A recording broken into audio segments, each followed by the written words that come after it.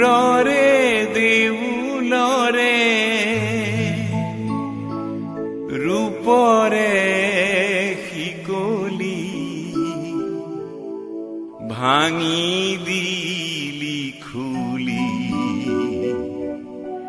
দুৱাৰ খনোৱালি পূজাৰী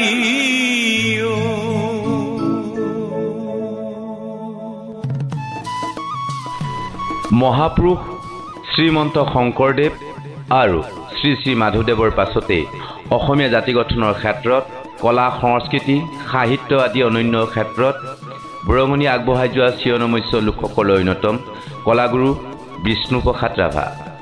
অসমীয়াৰ চিৰস্মৰণীয় চিৰনমস্য পুৰোধা ব্যক্তি কলাগুৰু বিষ্ণুপ্ৰসাদ ৰাভাৰ চমু জীৱনীৰ ৰূপত তথ্য সংগ্ৰহ আৰু পাঠ ধ্ৰুৱজ্যোতি কোঁৱৰ।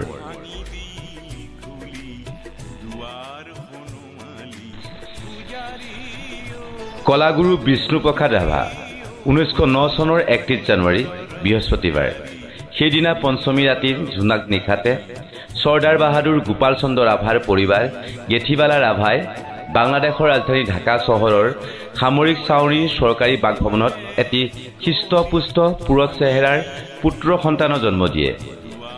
সুন্দৰ সুঠাম নৱজাতকক দেখি মৰমতে সকলোৱে কটু বুলি মাতিছিল আৰু গোপাল চন্দ্ৰ ৰাভাই চোৱাচিতাই নাম ৰাখে বিষ্ণুপ্ৰসাদ, যিজনা বৰ্তমান আমাৰ অসমীয়া সমাজৰ জাতি জনজাতি উপজাতি হিন্দু মুছলিম সকলোৰে চিৰনমস্য কলাগুৰু বিষ্ণুপ্ৰসাদ ৰাভা।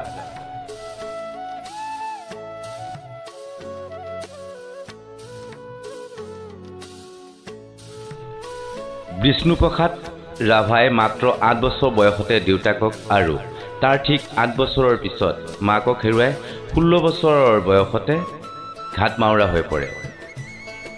ঢাকাৰ সামৰিক চাউনীৰ প্ৰাথমিক বিদ্যালয়ত বঙালী মাধ্যমত শিক্ষাৰ পাতনি মেলা ৰাভাক দেউতাকে তেজপুৰলৈ আনি তেজপুৰৰ চৰকাৰী হাইস্কুলত 4ৰ্থ শ্ৰেণীত নাম লগাই দিয়ে। বঙালী মাধ্যমত শিক্ষাৰ পাতনি মেলাৰ বাবে প্ৰথম পৰ্যায়ত কিছু অসুবিধাৰ সন্মুখীন হৈছিল যদিও তেওঁ মেধাৱী স্বভাৱৰ বাবে 1926 চনত দৰং জিলাৰ ভিতৰতে সৰ্বোচ্চ নম্বৰ সহ মেট্ৰিক পৰীক্ষাত উত্তীৰ্ণ হৈ কুইন এম্প্ৰেছ সোণৰ পদক লাভ কৰিবলৈ সক্ষম হৈছিল। বিষ্ণুপ্ৰসাদে 1928 চনত কলিকতাৰ চেণ্ট পল কলেজৰ পৰা বিজ্ঞান শাখাত প্ৰথম বিভাগত ISC পৰীক্ষা, 1930 চনত ৰিপন কলেজত BSc বাছনি পৰীক্ষাত কলেজৰ ভিতৰতে সৰ্বোচ্চ নম্বৰ লাভ কৰি উত্তীৰ্ণ হয়। কিন্তু সেই সময়তে গোটেই ভাৰততে সাম্ৰাজ্যবাদী ইংৰাজী ঔপনিৱেশিক শাসন আঁতৰাই দেশ মাতৃক স্বাধীন কৰাৰ বাবে গা কৰি উঠা আন্দোলনত কলেজৰ ছাত্ৰ সংসদৰ সাধাৰণ সম্পাদক বিষ্ণুপ্ৰসাদ ৰাভাই আন লগৰীয়াসকলৰ সৈতে মনে প্ৰাণে যোগ দি আন্দোলন তীব্ৰতৰ কৰি তোলে। ফলত দেশ মাতৃৰ স্বাধীনতাৰ শিকলি ছিঙিবলৈ গৈ তেওঁৰ নিজৰ শিক্ষা জীৱনলৈ নামি আহিল অমানিশাৰ আন্ধাৰ। স্বাধীনতাকামী বিপ্লৱী মনৰ ৰাভাই সেই চিন্তালৈ কেৰেপেই নকৰিলে। আন্দোলন দমন কৰিবলৈ ছাত্ৰসকলৰ ওপৰত জঁপিয়াই পৰা পুলিচ আৰু চোৰাংচোৱাৰ চকু পৰিল বিষ্ণু ৰাভাৰ ওপৰত। শাসকীয় পক্ষৰ অত্যাচাৰত তিষ্ঠিব নোৱাৰি ৰাভাই কলিকতা ত্যাগ কৰি কোচবিহাৰৰ ভিক্টোৰিয়া কলেজৰ কলা শাখাতেই নাম লগালেগৈ। তেনে সময়তে মহাত্মা গান্ধীৰ নেতৃত্বত ভাৰতৰ স্বাধীনতা আন্দোলনে গোটেই দেশজুৰি আলোড়ন সৃষ্টি কৰি জনতাক জাগ্ৰত কৰি তুলিলে। দেশ মাতৃৰ আহ্বানত বিষ্ণুপ্ৰসাদৰ মনতো পুনৰ জাগি উঠিল সংগ্ৰামী চেতনা।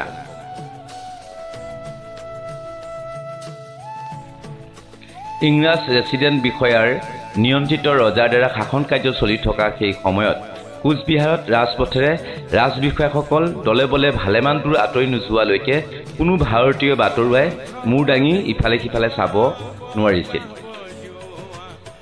কেইজনমান লগৰীয়াৰ সৈতে মিলি বিষ্ণুপ্ৰসাদে এই ব্যৱস্থাৰ প্ৰতিবাদ কৰাৰ সিদ্ধান্ত কৰি ৰাজপথেৰে খোজকাঢ়ি ফুৰিবলৈ ধৰিলে।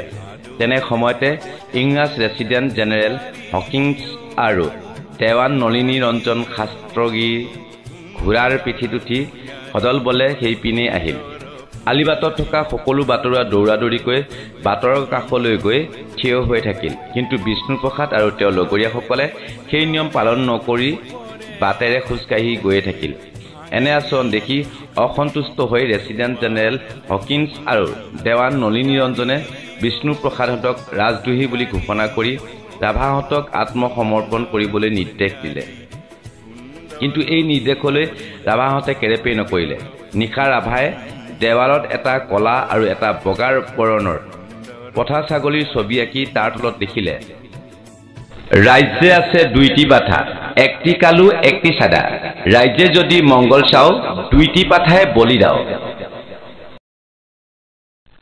এই কাণ্ডৰ লগে লগে ৰাজদৰবাৰৰ পৰা আদেশ দিলে 24 ঘণ্টাৰ ভিতৰত ৰাভাহঁতে কোচবিহাৰ ত্যাগ কৰিব লাগে। ফলত ৰাভাই ৰংপুৰলৈ গৈ কাৰমাইকেল কলেজত নাম লগালে।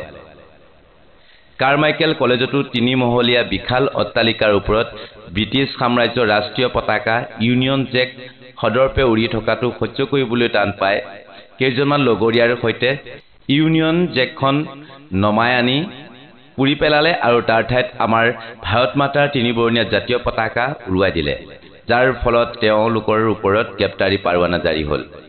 ইংৰাজৰ পুলিচৰ চকুত ধূলি মাৰি তেওঁলোক 3জন সহযোগীৰ সৈতে ৰংপুৰৰ পৰাও পলায়ন কৰিবলগীয়া হ'ল, যাৰ ফলত বিষ্ণুপ্ৰসাদ ৰাভাৰ শিক্ষা জীৱনৰ অন্ত পৰিল।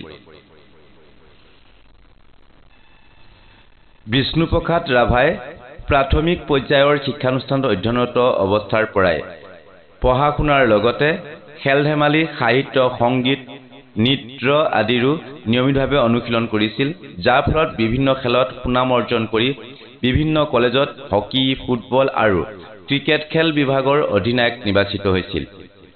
মাত্ৰ 7 বছৰ বয়সত ঢাকাত হৰিচন্দ্ৰ নামৰ উৰ্দু নাটকত ৰাজকুমাৰ আৰু তেজপুৰৰ বান ৰংগমঞ্চত আলিবাবা নাটকত মাৰ্জিয়ানা নামৰ নাৰীৰ চৰিত্ৰত অভিনয় কৰি দৰ্শকৰ উষ্ম প্ৰশংসা লাভ কৰিছিল বিষ্ণুপ্ৰসাদ ৰাভাই। কলিকতাৰ নিউ এম্পায়াৰ প্ৰেক্ষাগৃহত বিশ্ববিখ্যাত ৰুছ বেলেন নৃত্য প্ৰতিয়সী বেলেনিনা আনা পাভলোভাৰ সৈতে সাক্ষাৎ কৰি সত্ৰীয়া নৃত্যৰ মুদ্ৰা প্ৰদৰ্শন কৰি ধন্যবাদ লাভ কৰাৰ লগতে নৃত্য চৰ্চাৰ বাবে প্ৰেৰণা লাভ কৰে। পৰৱৰ্তী সময়ত ৰূপকোঁৱৰ জ্যোতিপ্ৰসাদ আগৰৱালা আৰু নটসূৰ্য ফণী শৰ্মা আদি কলাসাধকৰ সান্নিধ্য লাভ কৰি বিষ্ণুপ্ৰসাদে নিজৰ অভিনয় প্ৰতিভা বিকাশ সাধন কৰিবলৈ সক্ষম হয়। 1934 চনত বিষ্ণুপ্ৰসাদে ৰূপকোঁৱৰ জ্যোতিপ্ৰসাদৰ সৈতে লগ লাগি জ্যোতিপ্ৰসাদৰ জয়মতী আৰু সুনীত কুঁৱৰী নাটক 2খন ৰেকৰ্ড কৰায়। তাৰ পিছত ৰেকৰ্ড কৰায় স্বৰচিত নাটক বেউলা, ৰতনী, বিহুৱতী, জন্মাষ্টমী, বৰদৈচিলা আদি। বিষ্ণুপ্ৰসাদে অসমৰ ইমূৰৰ পৰা সিমূৰলৈ জনপ্ৰিয় হৈ সকলোৰে মৰম চেনেহৰ পাত্ৰ হৈ পৰে। এই সময়তে জাতীয়তাবাদৰ প্ৰতি আকৰ্ষিত হৈ শ্ৰীমন্ত শংকৰদেৱক অসমীয়া জাতীয়তাবাদৰ প্ৰতীক হিচাপে বিবেচনা কৰি জাতীয়তাবাদক অসমৰ মুক্তি আৰু সমৃদ্ধি পথ হিচাপে বাছি লৈ অসমীয়া মানুহৰ মনত জাতীয়তাবাদী ভাৱৰ বীজ সিঁচিবলৈ বিষ্ণুপ্ৰসাদে গাইছিল। সুৰৰে দেউলৰে ৰূপৰে শিকলি ভাঙি দিলি খুলি দুৱাৰ সোণোৱালি পূজাৰী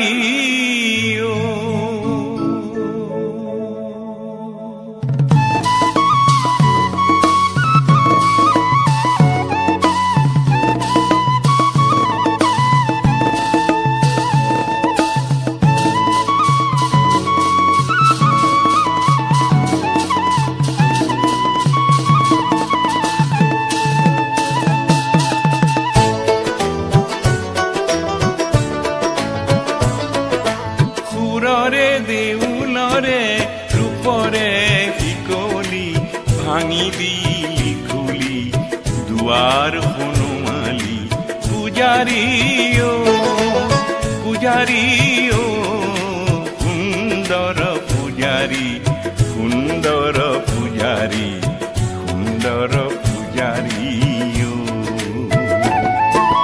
সুৰৰে দেউলৰে ৰূপৰে শিকলি ভাঙি দিলি দুৱাৰ হনুমালি পূজাৰী পূজাৰী সুন্দৰ পূজাৰী সুন্দৰ পূজাৰী সুন্দৰ পূজাৰী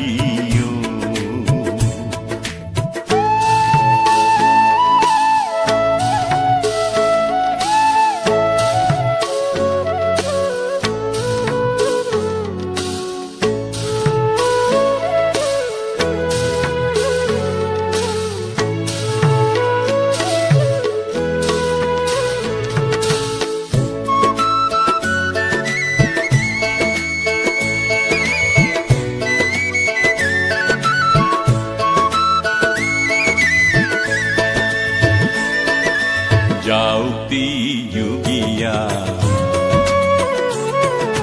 বৰগীত অমিয়া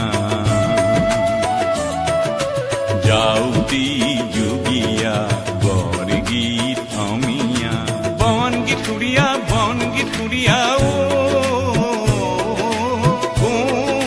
অসমীয়া প্ৰাণ মন ভৰি পূজাৰী পূজাৰী সুন্দৰ পূজাৰী সুন্দৰ পূজাৰী সুন্দৰ পূজাৰী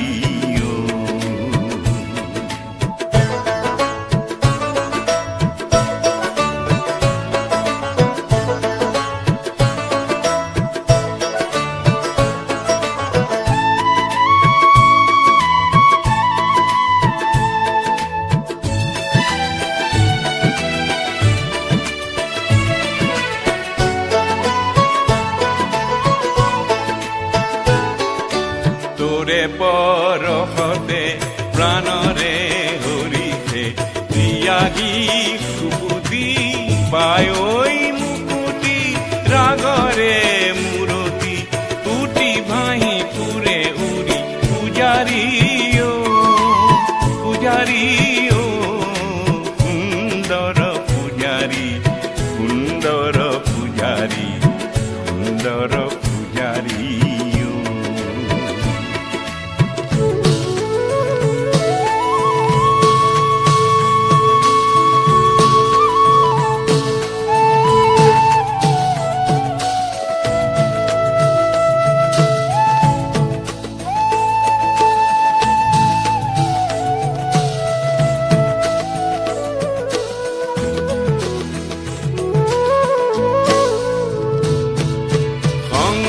বজোৱা বৰকাহ বজোৱা আৰতি লগোৱা বন্তি জনোৱা ঘটি উলাহেৰে আদৰি পূজাৰী পূজাৰী সুন্দৰ পূজাৰী সুন্দৰ পূজাৰী সুন্দৰ পূজাৰী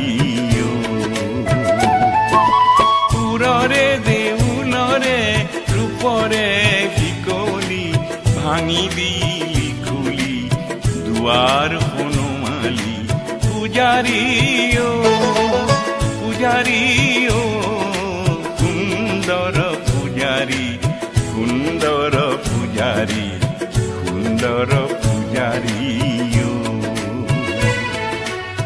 সুন্দৰ পূজাৰী